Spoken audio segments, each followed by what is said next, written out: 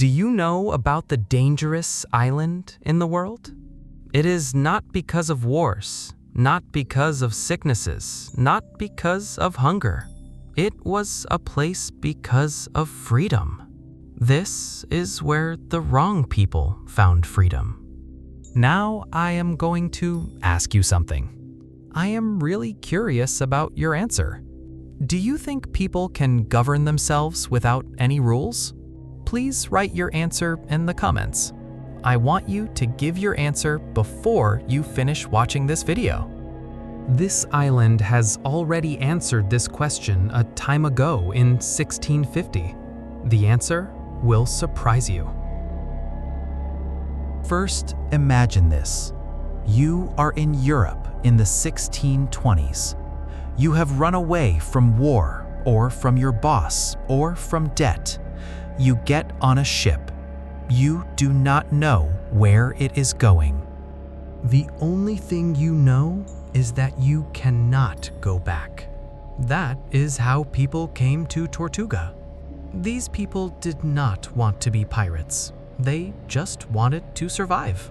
Sometimes big changes come from people who have nothing to lose. Spain had everything. From 1492 onwards, the Caribbean was like their factory. They were taking gold, silver, and tobacco to Europe.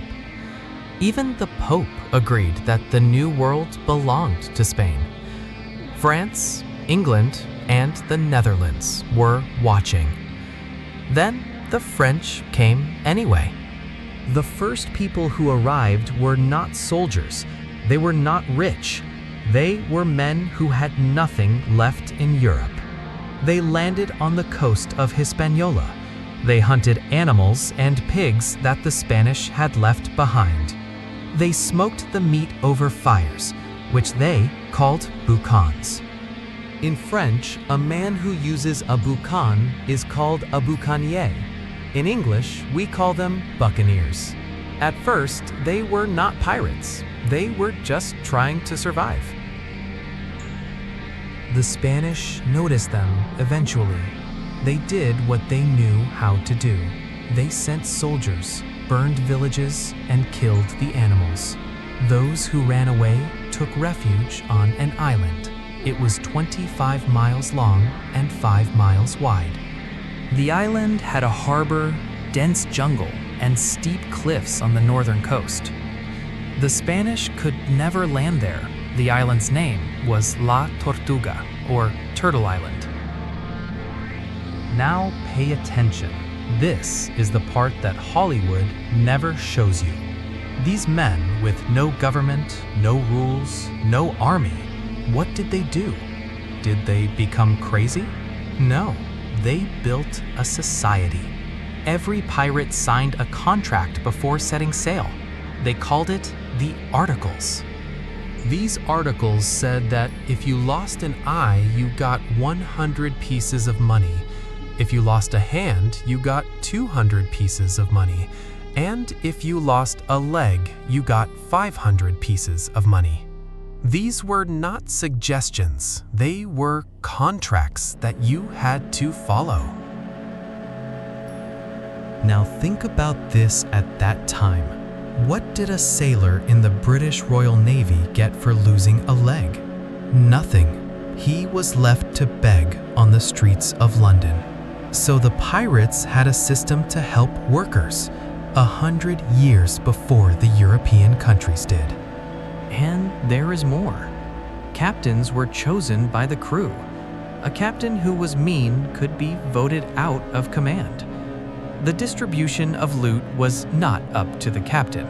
It was up to another person, because they did not want one person to have all the power. Now, I ask you, when did John Locke write his book on consent of the governed? It was 1689. The American Declaration of Independence was in 1776. The French Revolution was in 1789. The pirates of Tortuga were living it in 1650. I am not telling you a story because no such story exists. These same men who signed contracts amongst themselves also enslaved people they captured outside the pirates. This history is both amazing and really uncomfortable. That is why it is worth telling. Because this tension, the fairness on the inside versus the cruelty on the outside, is in fact the tension of all societies. Who did we hurt in our fight for freedom? It is uncomfortable to think about. It is more dangerous not to. The Treaty of Madrid. England and Spain agreed England stopped giving permission to privateers, and Spain recognized Jamaica as their territory. Overnight, Tortuga's economy fell apart. In Port Royal, pirates were now being hanged. France officially made Tortuga part of its colony. Spain's accessible gold and silver had also run out. The treasure fleets were now smaller and better protected. By 1700, Tortuga was no longer important. If you go to Tortuga today, what do you see? You see Ile de la Tortuga, Turtle Island, with a population of around 25,000, one of the areas of Haiti, one of the countries in the world. The fort that Levasseur built into the rock is now in ruins. The harbor that once hosted hundreds of pirate ships now hosts fishing boats. Know this, these people were not thinkers. They were trying to survive, to make a profit, to escape the systems that had ruined them. In the process, they tried an experiment, a society based on contracts, elected leaders, and sharing with each other, an experiment with flaws, and won. This small turtle-shaped island answered that big question.